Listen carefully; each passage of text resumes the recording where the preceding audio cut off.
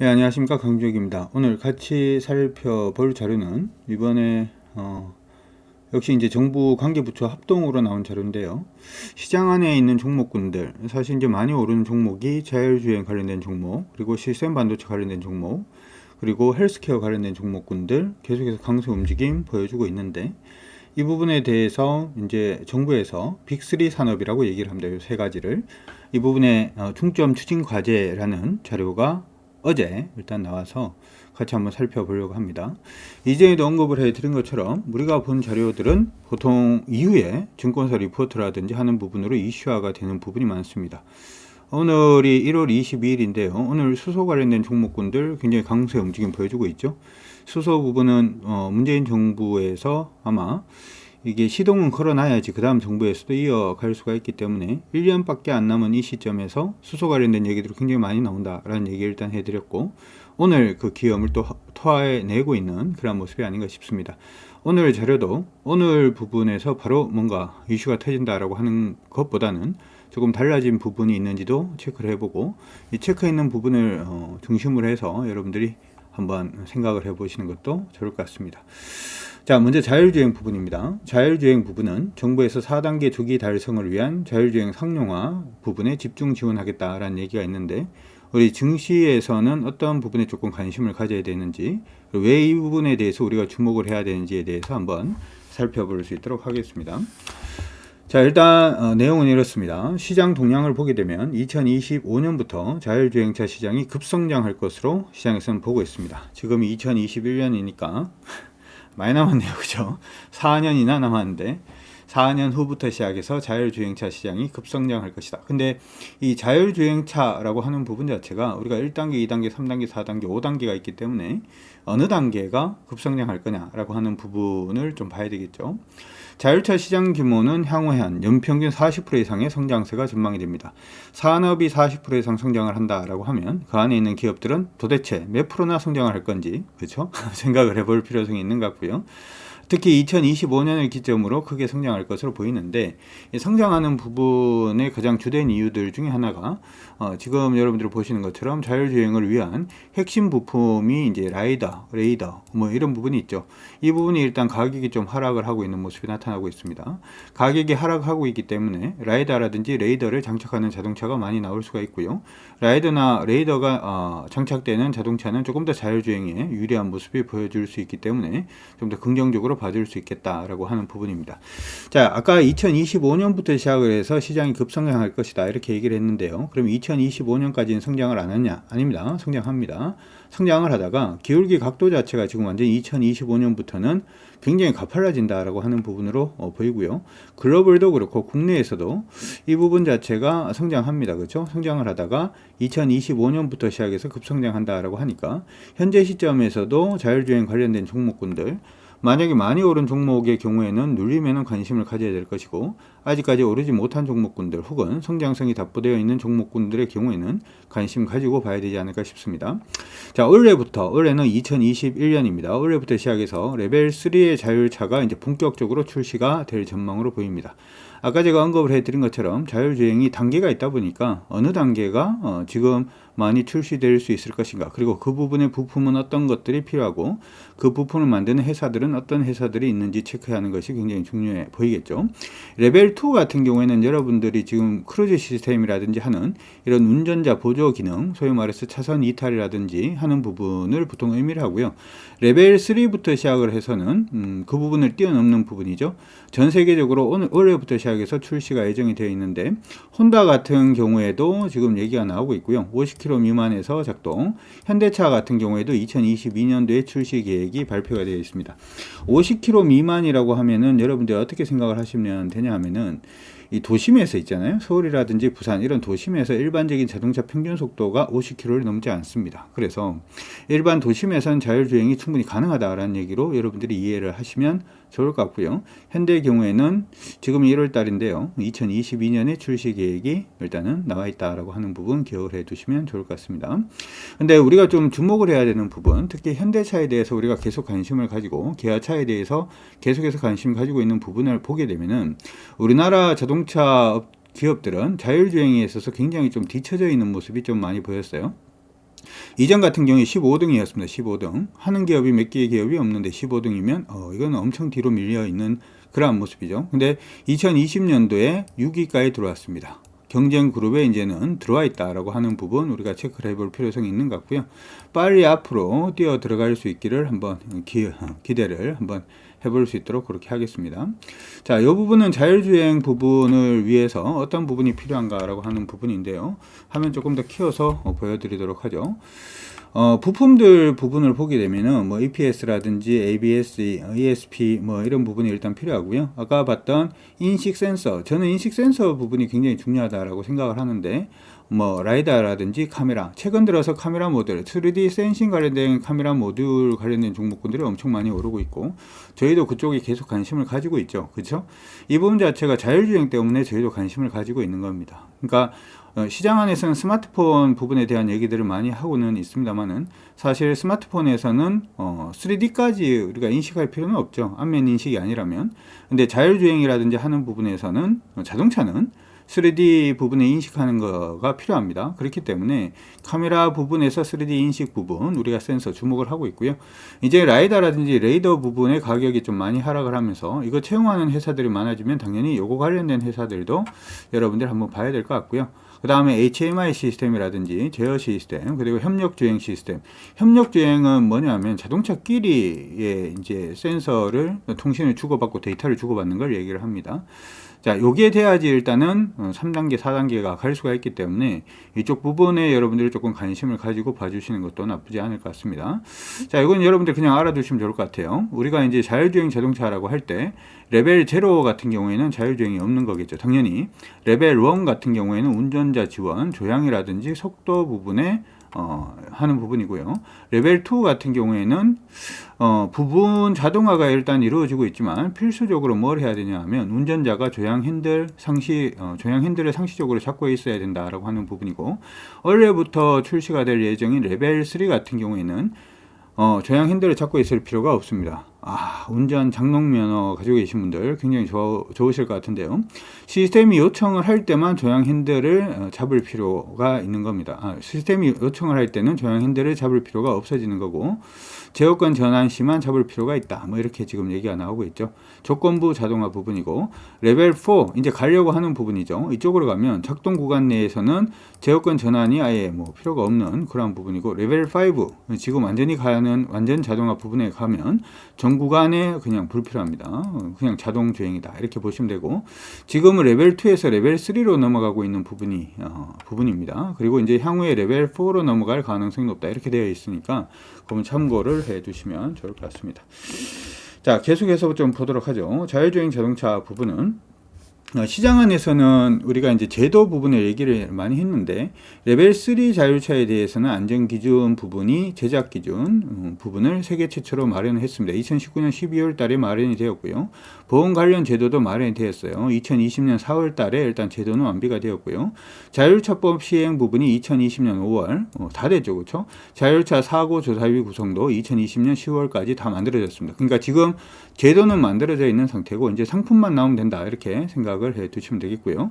이거 하기 위해서 우리가 저번에 그 인공위성이라든지 하는 부분 가지고 이쪽 관련된 종목군들도 한번 봐야 돼요 뭐 이렇게 얘기도 했고, 팅커웨어 같은 경우도 한번 관심 가지고 한번 보실 필요성이 있습니다 라고 얘기를 했는 게, 자율주행 4단계가 가기 위해서 반드시 필요한 게 뭐냐 하면은 정밀 지도라는 게 필요한데요. 이 정밀 지도라고 하는 부분은 오차 범위가 10cm 미만입니다. 10cm 미만의 오차 범위를 가지고 있는 정밀 지도가 필요하다. 그러니까 고속도로를 타고 있는데 갑자기 유턴하라든지 내비게이션에 한 번씩 그러죠. 이 정밀 지도가 아니기 때문입니다. 자율주행하고 있는데 고속도로 타고 가다가 차가 갑자기 유턴을 하면 사고가 심하게 날 겁니다. 그래서 지도 관련된 부분도 굉장히 중요합니다. 그래서 자꾸 그래서라고 하는데 지도 관련된 부분도 굉장히 좀 필요하다라고 하는 부분 기억을 해 두시면 좋을 것 같습니다. 자, 내용들 보시게 되면은 우리가 좀 주목을 해야 되는 부분이 하나가 있는데, 뭐가 있냐면 바로 레이더 부분입니다. 우리나라가 핵심 부품을 여러 가지 잘 만들고 있어요.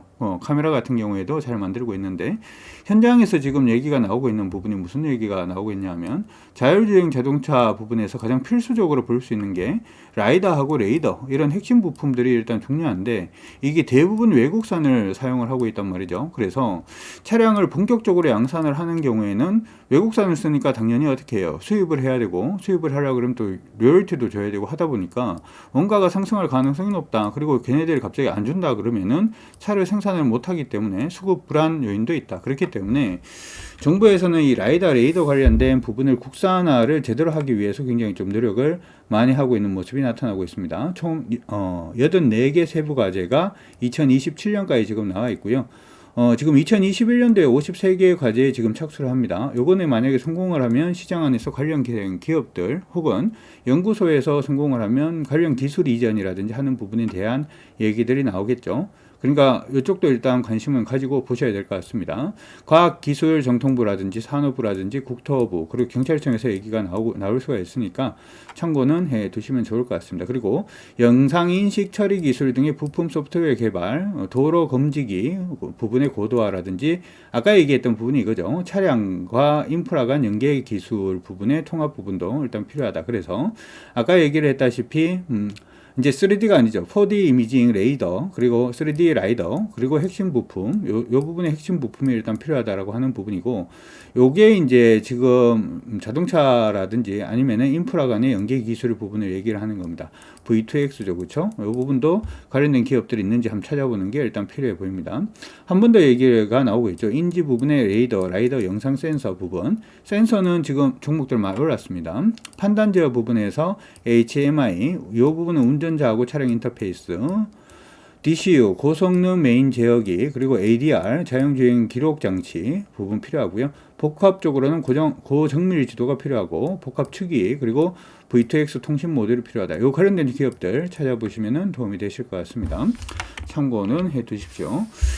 자, 요 또 얘기가 또 나오죠. 그렇죠? 지도 얘기가 또 나와요. 그렇죠? 자율차 센서의 감지 한계를 보완하기 위해서 자율 협력 주행 시스템 필요하고요. 전국 주요 도로 부분, 전국 주요 도로 지도 부분이라든지 하는 부분을 조속히 구축하는 것이 필요하다. 언제까지? 2025년까지 하겠다. 25년부터 자율주행 자동차가 엄청 많이 팔릴 가능성이 높으니까 일단 그렇게 하겠다. 이렇게 얘기가 나오고 있고요. 3차원 정밀지도 전국 구축 얘기가 계속 나오고 있습니다.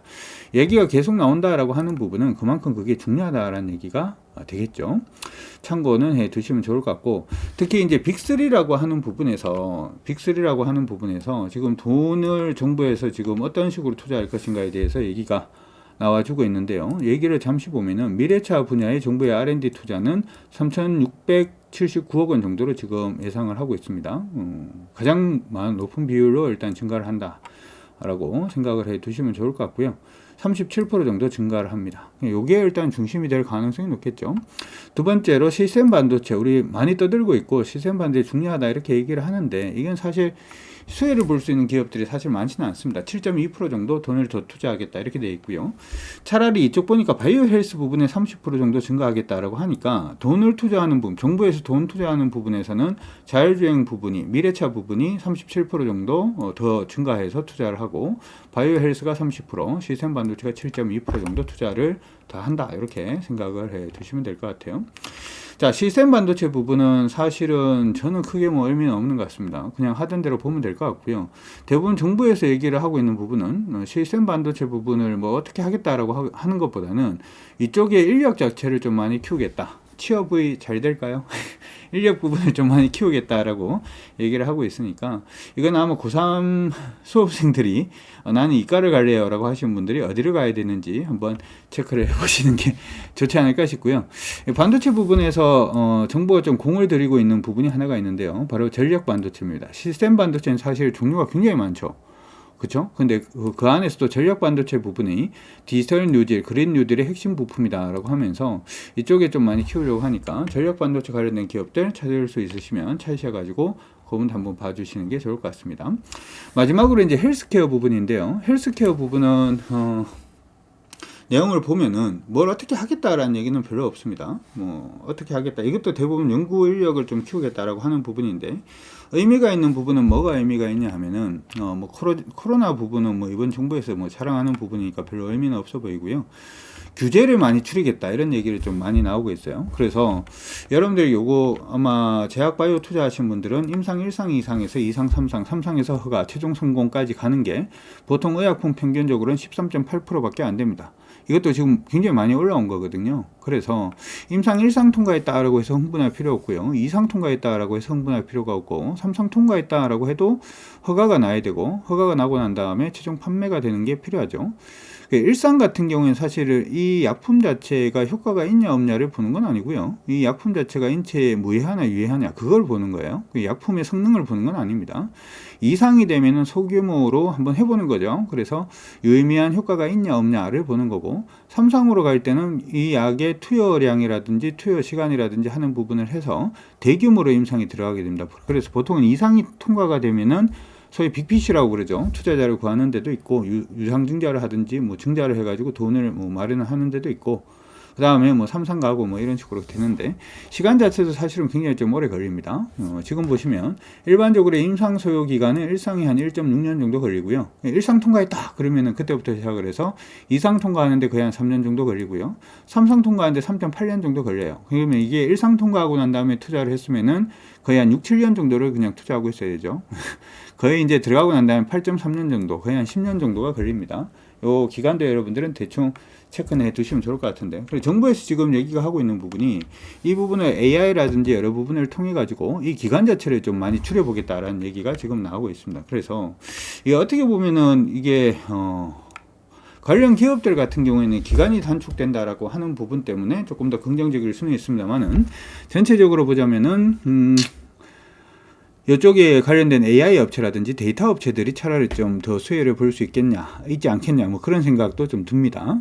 어쨌든 임상시험 수행 기간을 단축을 하고 민간 분야의 바이오 헬스 역량을 강화를 함으로써 개발 성공률 그리고 개발 속도 모두 좀 빨리 할 수 있도록 그렇게 하겠다라고 하면서 예시 자체를 이렇게 지금 뭐 드리고 있는데, 일단 대부분 다 그런 얘기입니다. 일단 바이오 헬스케어 부분은 굉장히 성장할 것은 맞고요. 시장 안에서도 뭐 고령화가 계속 나가고 있기 때문에 성장은 한다 이렇게 지금 보고 있는데, 글쎄요. 저는 사실 이게 하나 만들어서 대박을 치는 영화 사업이라든지 게임 사업하고 좀 비슷하게 느낌이 들어서, 어쨌든 뭐 관심 있으신 분들은 그 부분 참고하셔가지고 한번 보시면 좋을 것 같고요. 제약 바이오 부분에서도 역시 이거 합니다. 제약 스마트 공장 구축을 정부에서 지원하겠다. 돈은 대부분 다 여기다 쓰겠죠, 그렇죠? 첨단 IT 기술을 접목한 제약 분야 스마트 공장이라고 하면 중기부의 스마트 공장 구축 사업이 원래 K 뉴딜 정책의 주요 정책 과제 중에 하나였습니다.